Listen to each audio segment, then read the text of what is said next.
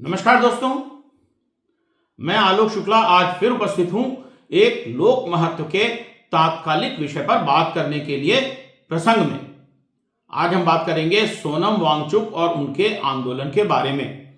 लेकिन आगे बढ़ने के पहले मेरी चैनल को सब्सक्राइब अवश्य कर लें और बेल आइकॉन भी दबा दें ताकि आपको हर नए वीडियो का नोटिफिकेशन तत्काल मिलता रहे। तो आइए जानते हैं कि सोनम वांगचुक आखिर हैं कौन और उनकी प्रसिद्धि का कारण क्या है।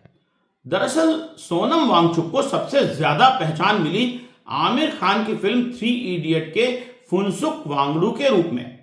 सोनम वांगचुक का जन्म 1 सितंबर 1966 को हुआ था। वो एक इंजीनियर हैं, परंतु उन्हें मुख्य रूप से एक नवाचारी शिक्षा सुधारक के रूप में जाना जाता है। उन्होंने वर्ष 1988 में students educational and cultural movement of Ladakh या SECOML की स्थापना की थी। सोनम ने SECOML के परिसर को स्वयं ही डिजाइन भी किया है, जो पूरी तरह से सौर ऊर्जा पर चलता है और खाना पकाने, प्रकाश, हीटिंग आदि के लिए यहां पर जीवाश्म ईंधन का उपयोग नहीं किया जाता है। सोनम वांगचुक ने सरकारी स्कूल व्यवस्था में सुधार लाने के लिए वर्ष 1994 में ऑपरेशन न्यू होप शुरू किया था। सोनम ने बर्फ स्तूप तकनीक का आविष्कार किया है, जो कृत्रिम ग्लेशियरों का निर्माण करता है। शंकु आकार के इन बर्फ के ढेरों में सर्दियों में पानी का संचय किया जा सकता है, जिसे गर्मियों में बर्फ पिघलाकर उपयोग में लाया जा सकता है। पिछले कुछ समय से सोनम वांगचुक लद्दाख में संविधान की 6ठी अनुसूची लागू करने की मांग को लेकर आंदोलन कर रहे हैं। उनके आंदोलन को न केवल लद्दाख में बल्कि पूरे भारत में व्यापक जन समर्थन मिला है। अपेक्स बॉडी लेह या ABL और कारगिल डेमोक्रेटिक अलायंस या KDA एक सामाजिक धार्मिक संस्था है जिसके समर्थन से यह आंदोलन चलाया जा रहा है। आंदोलन का नेतृत्व सोनम वांगचुक कर रहे हैं। इस आंदोलन की 4 मांगे हैं। ये मांगे हैं: लद्दाख में संविधान की 6ठी अनुसूची लागू करना, लद्दाख को पूर्ण राज्य का दर्जा देना, लद्दाख में एक संसदीय सीट को बढ़ाना और लद्दाख में पब्लिक सर्विस कमीशन बनाना। केंद्र सरकार ने इन मांगों पर विचार करने के लिए एक हाई पावर्ड कमेटी का गठन भी किया था। बातचीत के दौर 19 से लेकर 23 फरवरी तक चले। 4 मार्च को एक बार फिर बातचीत हुई, लेकिन कोई सहमति नहीं बन पाई। 6 मार्च को लेह के कई धार्मिक संगठनों ने लद्दाख में बंद का आह्वान किया। केंद्र सरकार से बातचीत विफल रहने के बाद वांगचुक ने 6 मार्च 2024 से अनशन शुरू किया।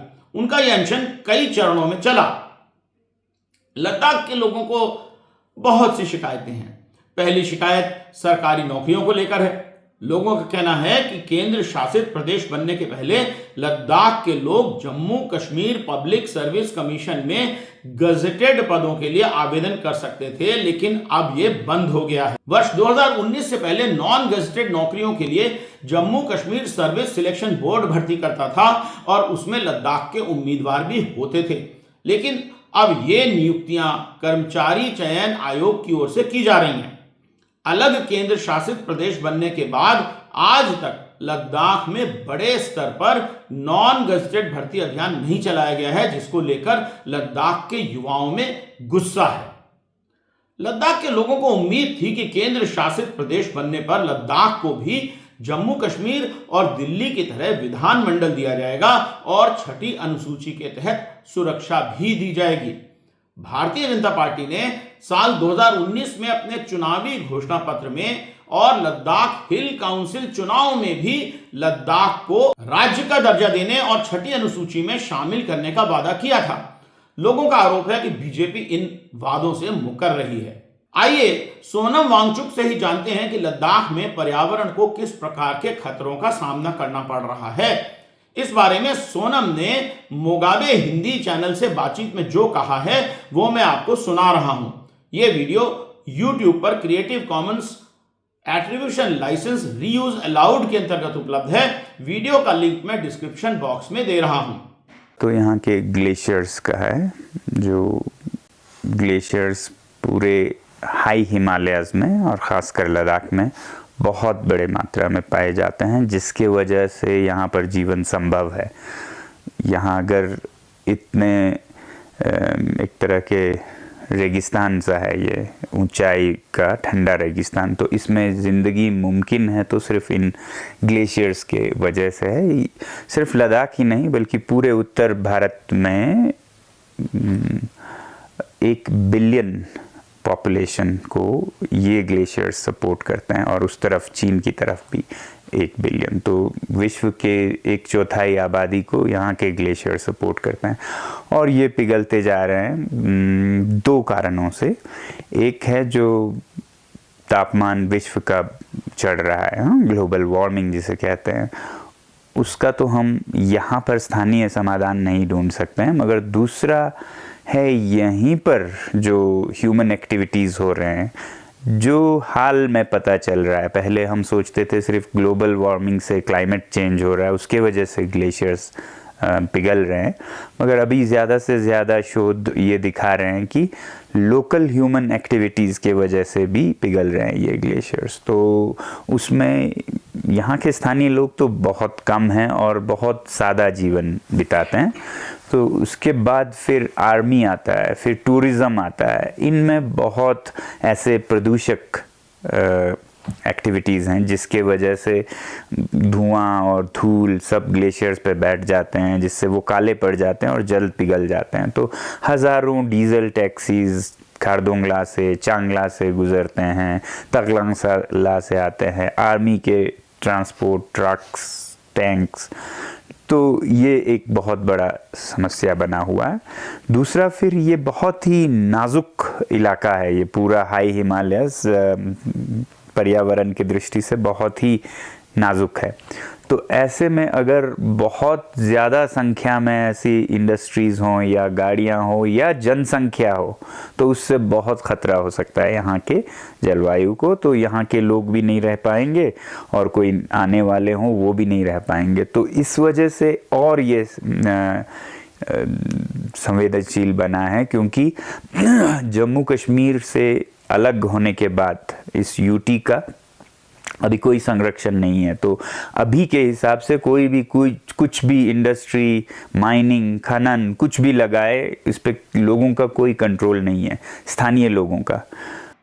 ये सच है कि लद्दाख में अनियंत्रित विकास और तेजी से बढ़ते पर्यटन के कारण पर्यावरण को बड़ी क्षति हो रही है। 26 जुलाई 2017 को द थर्ड पोल पर प्रकाशित एक रिपोर्ट में बताया गया है कि लेह शहर में पर्यटकों की बढ़ती संख्या के कारण यहां के सबसे अमूल्य संसाधन जल में भारी कमी हो रही है। रिपोर्ट का लिंक मैं डिस्क्रिप्शन बॉक्स में दे रहा हूं। एक अनुमान है कि पर्यटन विभाग द्वारा चलाए गए अभियान से पर्यटकों की संख्या जो 1974 में केवल 527 थी, 2016 में बढ़कर 2,30,000 हो गई। 1980 के दशक में लद्दाख में सिर्फ 24 होटल थे, आज 670 से भी ज्यादा होटल लद्दाख में हैं। लद्दाख में बड़ी संख्या में गेस्ट हाउस और होटल होने के कारण आधुनिक शौचालय भी अधिक संख्या में बढ़ रहे हैं, जो लेह में पानी की उपलब्धता पर और अधिक दबाव डाल रहे हैं। लद्दाख में आने वाले पर्यटक स्थानीय निवासियों से कहीं ज्यादा मात्रा में पानी का उपयोग करते हैं। लद्दाख इकोलॉजिकल डेवलपमेंट ग्रुप के एक अध्ययन में पाया गया है कि औसत लद्दाखी हर दिन 21 लीटर पानी का उपयोग करता है, जबकि पर्यटकों के लिए लगभग 75 लीटर पानी प्रति व्यक्ति प्रतिदिन की आवश्यकता पड़ती है। 23 जनवरी 2023 को डाउन टू अर्थ मैगजीन में प्रकाशित आलेख में बताया गया है कि लद्दाख के ग्लेशियर तेजी से पिघल रहे हैं, जिसका पर्यावरण पर बड़ा बुरा असर हो रहा है। इसके कारण लद्दाख की झीलों में पानी की कुल मात्रा में लगभग 20% की वृद्धि हुई है। इसके कारण हिमाचल प्रदेश और आसपास के क्षेत्रों में बाढ़ का खतरा उत्पन्न हो गया है। हम जानते ही हैं कि हिमालय बहुत कम उम्र का पहाड़ है और उसका पर्यावरण बहुत फ्रेजाइल या कमजोर है। हाल ही में जोशीमठ और उसके आसपास के लैंडस्लाइड और बारिश से हिमाचल प्रदेश तथा उत्तराखंड की तबाही से शायद हमने कुछ सीखा नहीं है। मनोहर पर्रिकर रक्षा अध्ययन एवं विश्लेषण संस्थान के अध्ययन की रिपोर्ट जो उनकी वेबसाइट पर है, में बताया गया है कि लद्दाख में अचानक आने वाली बाढ़ का खतरा बढ़ गया है। उन्होंने इसका कारण पर्यावरण असंतुलन को बताया है। उनकी रिपोर्ट का लिंक भी मैं डिस्क्रिप्शन बॉक्स में दे रहा हूं। द कश्मीरियत की वेबसाइट पर 19 मार्च 2024 की एक रिपोर्ट में बताया गया है कि सोनम वांगचुक ने कहा है कि वे लोग लद्दाख के पहाड़ उद्योगपतियों और खनन कंपनियों को बेच देना चाहते हैं। इस रिपोर्ट का लिंक भी मैं डिस्क्रिप्शन बॉक्स में दे रहा हूं।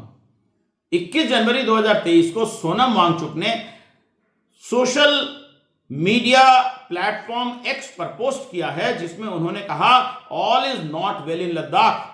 इस पोस्ट का लिंक भी मैं डिस्क्रिप्शन बॉक्स में दे रहा हूं। संविधान की छठी अनुसूची को लेकर इतनी बात हो रही है तो समझने की कोशिश करते हैं कि इस अनुसूची में आखिर है क्या। छठी अनुसूची में संविधान के अनुच्छेद 244(2) और अनुच्छेद 275(1) के तहत विशेष प्रावधान हैं। छठी अनुसूची वर्तमान में असम, मेघालय, त्रिपुरा और मिजोरम राज्यों के जनजातीय क्षेत्रों में लागू है। छठी अनुसूची में जनजातीय क्षेत्रों में स्वायत्त जिले बनाए जाने का प्रावधान है। इन स्वायत्त जिलों को विधायी, न्यायिक और प्रशासनिक स्वायत्तता मिलती है। अगर किसी जिले में अलग अलग जनजातियां हैं तो कई ऑटोनॉमस डिस्ट्रिक्ट बनाए जा सकते हैं। हर स्वायत्त जिले में एक ऑटोनॉमस डिस्ट्रिक्ट काउंसिल या एडीसी बनाई जाती है, जिसमें 30 सदस्य हो सकते हैं। इस काउंसिल को भूमि, जंगल, जल, कृषि, ग्राम परिषद, स्वास्थ्य, स्वच्छता, ग्राम और नगर स्तर की पुलिसिंग, विरासत, विवाह और तलाक, सामाजिक रीति रिवाज और खनन आदि से जुड़े कानून और नियम बनाने का अधिकार है।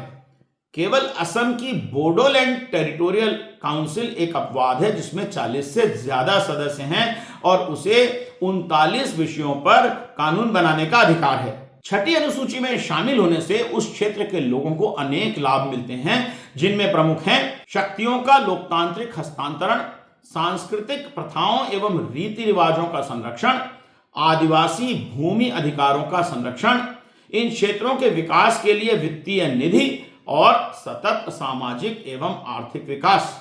तो आइए जानते हैं कि लद्दाख में छठी अनुसूची लागू करने की मांग क्यों उठ रही है। सबसे पहले तो जम्मू और कश्मीर पुनर्गठन अधिनियम 2019 से जहां जम्मू कश्मीर को विधानमंडल के साथ केंद्र शासित प्रदेश बनाया गया, वहीं लद्दाख को भी केंद्र शासित प्रदेश तो बनाया गया, परंतु उसमें विधानमंडल का प्रावधान नहीं रखा गया। पूर्ववर्ती जम्मू कश्मीर विधानसभा में लद्दाख क्षेत्र के 4 विधायक थे। लद्दाख के लोगों को लगता है कि प्रदेश स्तर पर जनप्रतिनिधित्व पूरी तरह से समाप्त हो गया है और प्रशासन नौकरशाहों के हाथ में है। राजनीतिक प्रतिनिधित्व और स्वायत्तता के लिए छठी अनुसूची की मांग की जा रही है। दूसरी बात है, लद्दाख का प्रशासन लद्दाख के युवाओं के लिए स्थानीय रोजगार के अवसर पैदा करने में विफल रहा है। लोगों को लगता है कि जम्मू कश्मीर से अलग होने के बाद लोक सेवा आयोग की अनुपस्थिति से सरकारी नौकरियों में कमी आई है। तीसरी बात है, लद्दाख के लोग अपनी अनूठी सांस्कृतिक विरासत और पारंपरिक रीति रिवाजों की रक्षा के लिए भी छठी अनुसूची की मांग कर रहे हैं। उन्हें लगता है कि गुज्जर, बकरवाल, बोट्स, चांगपास, बाल्टिस और पुर्गी पास जैसे आदिवासियों की विशिष्ट संस्कृतियों का संरक्षण छठी अनुसूची में शामिल होने पर ही किया जा सकता है। चौथी बात है, पर्यावरण कार्यकर्ताओं ने लद्दाख के नाजुक पर्यावरण में खनन और औद्योगिकरण के संबंध में गंभीर चिंताएं जताई हैं। ऊंचे स्थानों पर रेगिस्तान जैसे इलाके, ग्लेशियरों और घास के मैदानों की रक्षा के लिए खनन, औद्योगिकरण और पर्यावरण पर नियंत्रण आवश्यक है।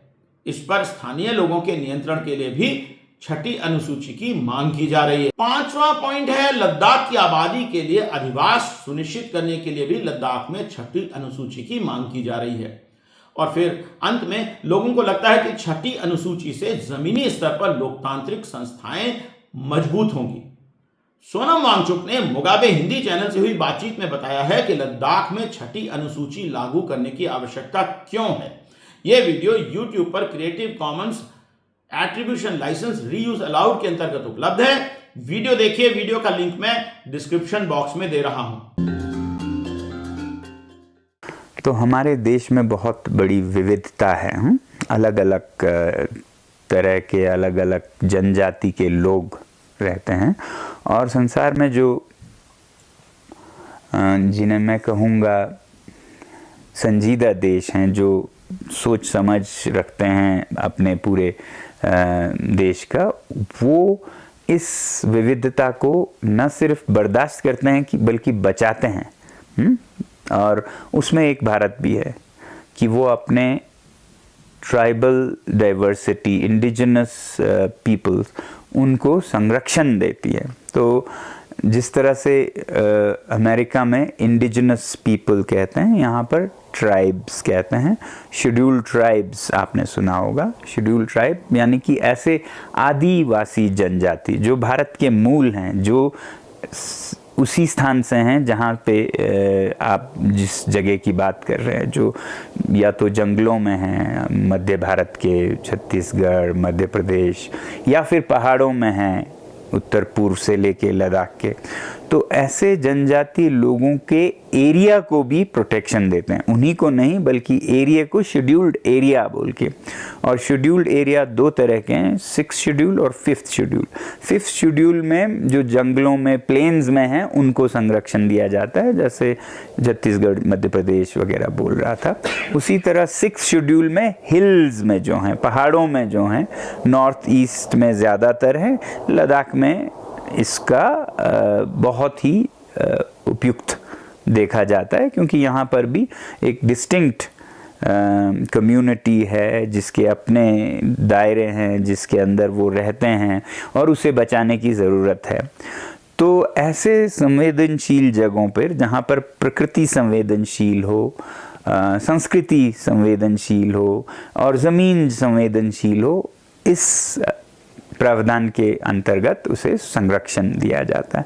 तो ले दे के बात ये आती है कि स्थानीय लोग, जो जनजाति लोग हैं, जो हज़ारों सालों से रहे हैं, और जो भी गलती या अच्छा करें उसका नतीजा भी वो भुगतेंगे, क्योंकि 2-3 साल के ब्यूरोक्रेट्स तो आके कुछ भी फैसला करके चले जाएंगे, मगर गलतियों का खामियाजा इन्हें भुगतना पड़ेगा। हम जो कि बहुत नाजुक हालत में रहते हैं, जैसा मैं कह रहा था, यहाँ के लोग 5 लीटर प्रतिदिन में गुजारा करते हैं, जबकि 500 या 50 तो कम से कम ज़रूरत होती है और जगहों पे।